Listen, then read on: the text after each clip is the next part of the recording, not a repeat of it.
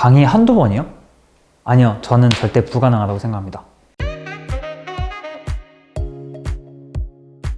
데이터 관련 직군의 구분이 정말 명확하지가 않습니다. 그런데 데이터 사이언티스트를 강의 한두 번만으로 저는 절대 그렇게 생각하지 않습니다.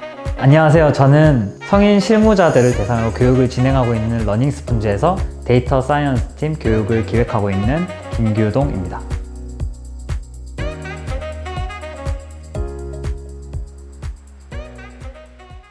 그 계산하는 과정이 정말 재밌었어요. 플러스로 이제 다른 사람에게 제가 배웠던 거를 가르치고 그런 부분이 너무 즐거워서 수학교육과에 들어가려 했는데 환경적인 문제나 당시 상황의 문제 때문에 수학과에 들어가게 됐습니다. 16년 3월쯤이죠. 제가 그때 군대에서 이제 병장으로 있었는데 그때 휴게실에서 TV를 보고 있는데 이세돌과 알파고의 바둑 경기가 있었어요. 근데 그 바둑 경기가 재밌었던 게 뭐냐면 원래 사람과 사람끼리 바둑 경기가 진행되는 게 일반적이잖아요. 그런데 사람과 컴퓨터 화면이 바둑 경기를 하는 게 정말 크게 다가왔었어요. 그래서 그 생각이 들더라고요. 인공지능이 사람을 뛰어넘었다. 그때부터 관심을 가지기 시작했던 것 같습니다. 지금 우리 사회에서 식품, 의료, 생산, 스포츠 정말 다양한 분야에서 데이터가 사용이 되고 있어요. 그 데이터 속에서 인사이트를 도출을 하게 되면 우리 삶이 정말 편안해진다 라는 거를 우리가 직접 몸소 깨닫고 있잖아요. 그래서 데이터 사이언스라는 게 필요하고 이런 데이터가 정말 많다 보니까 그런 데이터를 잘 정제해주고 잘 분석해주는 그런 사람이 필요하다고 생각했습니다. 그런 사람이 데이터 사이언티스트죠. 사실 데이터 사이언스라는 거를 공부를 어떻게 해야 될지 찾아봐도 안 나오더라고요. 그래서 무작정 컴퓨터부터 배워보자 라고 생각했죠. 자료구조, 알고리즘 그거부터 시작해서 C, 자바와 같은 프로그래밍 언어, 그리고 HTML, CSS, 자바스크립트와 같은 웹 프로그래밍, 파이썬과 R 같은 데이터 분석 툴까지 그런 식으로 공부를 하다가 작년 6월쯤이죠. 그때 한국데이터산업진흥원에서 주최한 빅데이터 청년인재라는 그런 캠프에 제가 참여를 하게 되었는데 거기에서 데이터 분석, 데이터 사이언스와 같은 정말 많은 것을 배울 수 있었습니다. 그래서 그런 배운 것들을 또 남에게 가르쳐 주고 싶어서 과내에서 이제 데이터 분석 동아리를 개설을 해서 학생들에게 알려주면서 저도 열심히 배우고 있었습니다. 저한테는 두 가지 계기가 있어요. 첫 번째 계기는 방금 말씀드린 데이터 분석 동아리를 개설을 하는 과정에서 최신 커리큘럼을 구상을 한다든지 초청 강의를 위한 강사 소싱이라든지 동아리 운영을 위한 예산 책정까지 그런 기획적인 일이 쉽지는 않았지만 정말 재밌다고 느껴졌어요. 그래서 그게 첫 번째 계기가 되고 데이터 분석과 관련된 공부를 하는 과정에서 제 수준에 맞는 그런 원하는 강의, 예를 들어서 스파크나 엘라스틱 스택과 같은 그런 강의가 제 수준에 맞는 강의가 없더라고요. 그래서 그런 강의를 내가 한번 기획해보는 게 어떨까?